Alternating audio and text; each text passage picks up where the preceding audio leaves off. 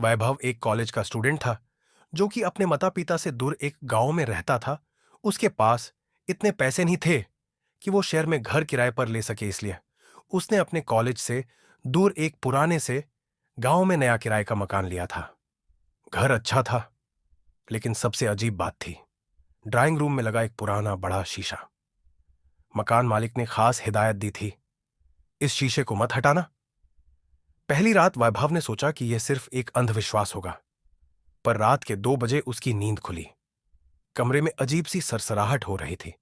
उसने इधर उधर देखा, लेकिन कुछ नजर नहीं आया। फिर अचानक शीशे में एक परछाई हिली। वैभव ने पास जाकर देखा, वह सिर्फ उसका ही अक्स था। उसने खुद को समझाया कि वह ज्यादा सोच रहा है, लेकिन जैसे ही वह मुड़ा, उसकी धड़कन रुक गई। शीशे में अब भी एक परछाई थी जो उससे अलग थी। डर से कांपते हुए उसने शीशे पर हाथ रखा, तभी परछाई भी हिलने लगी, जैसे बाहर निकलना चाहती हो। अचानक शीशे पर एक सफेद हाथ उभर आया और अंदर से किसी ने दरवाजा खटखटाने जैसा इशारा किया। वैभव पीछे हटा, लेकिन तभी शीशे पर दरारें पड़ने लगीं। एक भयानक चीख गूंज उठी। घबराकर उसने कमरा छोड़ने की कोशिश की, लेकिन दरवाजा अंदर से बंद हो चुका था। उसने मदद के लिए चिल्लाना चाहा, पर उसकी आवाज घुट गई।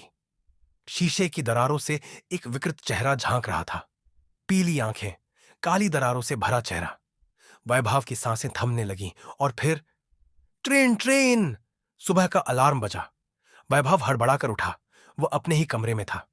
शीशा पूरी तरह सही सलामत था। क्या वह सिर्फ सपना था? लेकिन जब उसने ध्यान से देखा तो उसके हाथ पर शीशे की महीन दरारों के निशान थे।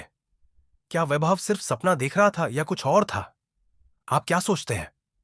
कमेंट में बताएं, tell me in comments, like share and subscribe.